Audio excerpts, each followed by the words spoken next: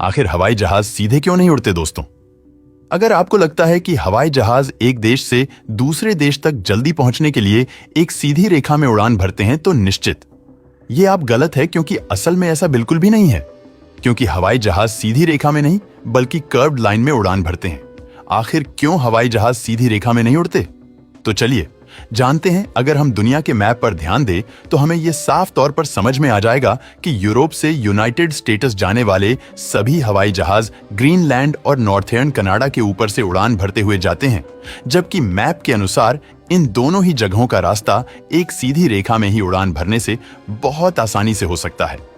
ऐसा ही कुछ अमेरिका और भारत के सफर के दौरान भी होता है, क्योंकि इन दोनों देशों के बीच उड़ान भरते हुए भी हवाई जहाज सीधी रेखा में नहीं जाते, बल्कि वहां लंबा कर्व लेते हुए नॉर्थ पोल के करीब मौजूद ग्रीनलैंड के ऊपर से जाते हैं।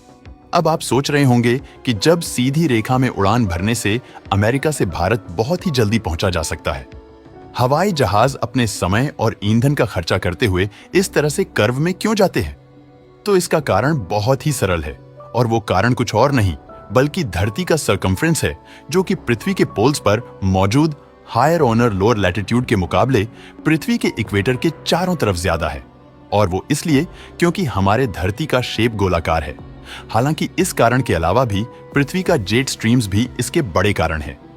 शायद ये आपको इस बारे में जानकारी हो कि पृथ्वी की स्मॉल सर्क्यूफेंस के चारों तरफ उड़ान भरने को ग्रेट सर्किल रूट कहा जाता है, जो कि अमेरिका से एशिया जा रही लगभग सभी फ्लाइट्स में देखने को मिलता है, क्योंकि इसमें फ्लाइट्स सीधी लाइन में जाने की जगह अलास्का और साइबेरिया के करीब से उड़ान भरती हुई निकल जाती हैं।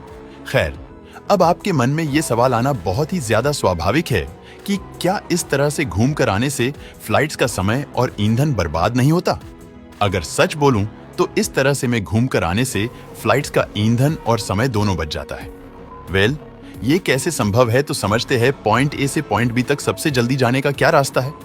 तो आपका एक ही जवाब होगा कि स्ट्रेट लाइन में जाने पर पॉइंट ए से पॉइंट बी तक सबसे जल्दी पहुंचा जा सकता है। वैसे अगर 2 डायमेंशनल मैप के हिसाब से देखा जाए तो ये जवाब कहीं से भी गलत नहीं है। लेकिन हमारी पृथ्वी फ्लैट नहीं बल्कि स्फेरिकल है, इसलिए पृथ्वी पर पॉइंट ए से पॉइंट बी तक सीधी रेखा में जल्दी नहीं पहुंचा जा सकता, और उसके लिए कर्व में जाना ही जरूरी है। इस बात को अच्छे से समझने के लिए आपको ग्लोब पर पृथ्वी के कर्वेचर पर नजर डालनी होगी, क्योंकि इसी से आपको फ्लाइट्स के पाठ सही तरीके से समझ आएंगे। हालांकि ये बात भी सच है कि पृथ्वी का ग्लोब भी पूरी तरीके से सही नहीं होता, क्योंकि पृथ्वी का नॉर्थ से साउथ तक पूरा एक चक्कर उसके इक्वेटर के आसपास से लगाए गए चक्कर के मुकाबले छोटा होता है।